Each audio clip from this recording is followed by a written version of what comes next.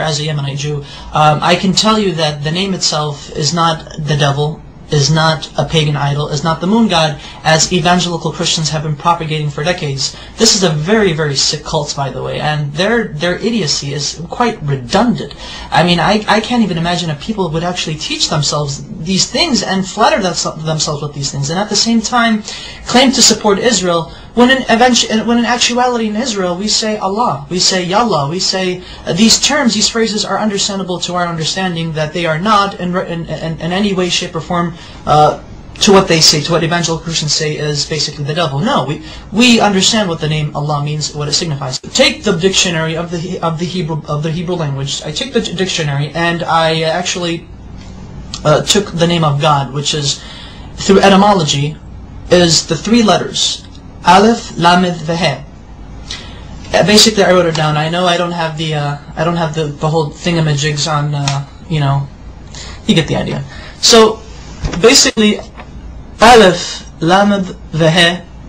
This in Hebrew means, well, without the, see, that's the thing.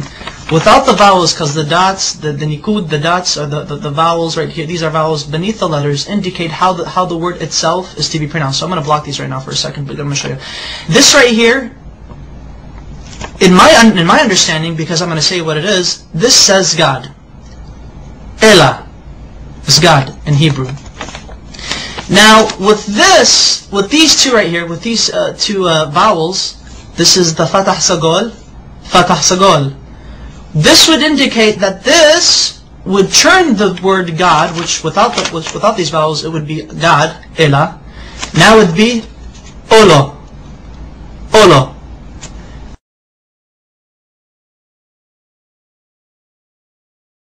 Olo means a curse, an oath, or a covenant. Christian evangelicals love to use this. They like to say, but you see, Allah, with these vowels, indicates that Allah is a curse. Therefore, the Muslims are worshipping an evil God who was a curse onto humanity. These evangelical Christians, they're nutcases, they're nutbags. And I took it upon myself further to actually see how they got this idea that Allah, the Arabic name of God, is a curse, and more recently is the devil. I don't know how they do it, but they do it. Allah is not the devil. God forbid. May God even forgive me for saying such horrible things. But here's the Hebrew version of the Arabic name Allah once it is written in Hebrew. The Arabic name Allah has 4 consonants because Hebrew is like Arabic. It's almost similar. Same alphabet, same thing, just different script. This is the Arabic name of God. This is how the script is. This is what it's connected, because Arabic is a cursive language. This is the connected form, but however it is 4 letters. 1, 2, 3, and 4. I'm going to have to baby you guys into this. Now this is the name of God, Allah, in Arabic, but broken up. So that way each letter is given its position. This is Aleph, this is Lam, this is Lam, this is Ha. So Allah. Okay.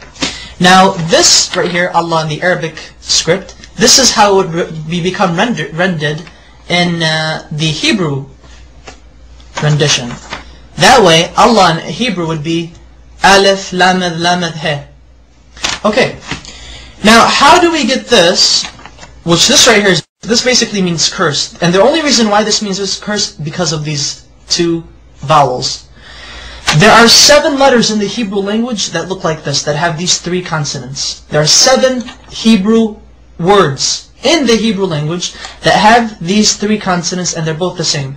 How do Hebrew-speaking Jewish people or non-Jewish people know? How do they differentiate? How do they know when a curse means a curse and God means God? Because this right here, without the vowels, this literally means God. This right now, God. This says Elah, Elah. Now with the vowels, it means Olo, which means a curse. Look at this right here. I'm actually going to write down the proper Hebrew name of God with the correct pronunciation. This is how we know. This is how we could tell when God is God, and when the letter represents, or when the word is God, or when the word means curse. Okay. There we go. Notice the symbol, notice the vowels. This becomes A, and this dot right here, the holom, it becomes Alo. Alo. Olo, and Alo. Olo, Alo. Can you see the difference? This right here, though they have the exact same letters, Exact same letters. Everything is rendered the same thing. However, the use of vowels in the Hebrew language allows us to make distinctions between the understandings of what the words mean, what they imply. This may mean curse, but this at the same time may mean God. Okay, that's fine. In Arabic, God can also be written without using two L's. So it could actually be Alif, Lam, the He. So, Ilah, which is the exact same thing as Allah.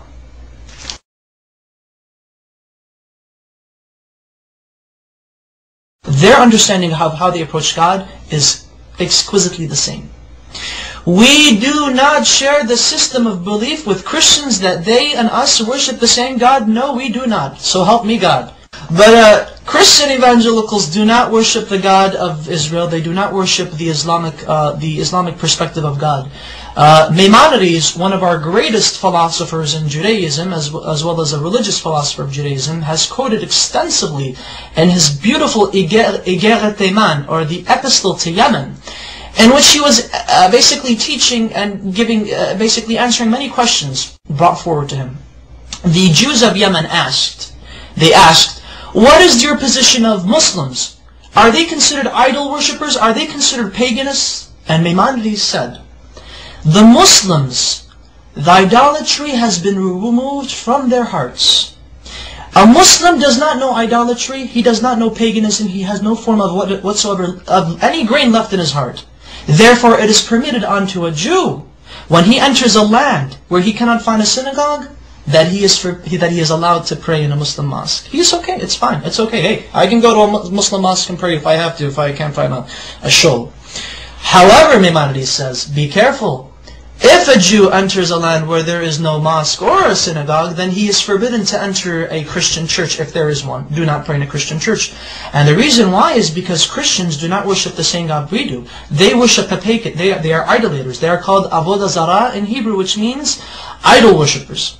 So exquisitely said, so wonderfully stated. Oh my goodness! And you know, it's quite interesting that unfortunately there should be more Jews actually stating the facts as it is. That Muslims and Jews and Muslims, we both worship the same God.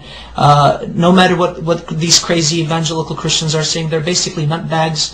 Whatever they say, they just try to come up with exceeding lies, redundant lies. The type of lies that only a child in the kindergarten could easily make up, and emphasize that Arab Christians, and this is what's also funny. And thankfully I remember this because this is what I really wanted to say. Get a load of this, Christian evangelics.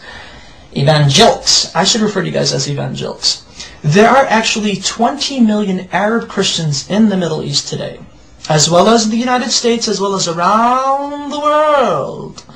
And Arab Christians and their religious services and their Sunday services and Mass or whatever God frickin' services they have, Arab Christians refer in the Arabic Bible, the Arabic translation of the Bible, they say Allah in reference to God. Now I would like to ask these evangelicals, what say ye of these people who claim to believe in your Jesus? What say ye to them? Now are you going to go chase them and say, oh, you're worshiping the devil. The devil is Allah. Just to let you know that classical Arabic is very close to classical Hebrew, biblical Hebrew, as well as classical Aramaic. They all tend to agree, they all agree in unison that Allah, Hashem, Allah are, through etymology, which is the study of the root of words, have come to a unanimous agreement that Allah is the perfect Arabic name of God, that it cannot be made into a male. Through its perfection, it cannot be made into a male gender nor a female gender. Rather, it is a neutral personification, not personification, but rather a neutral attribute to God. Such wonderful history.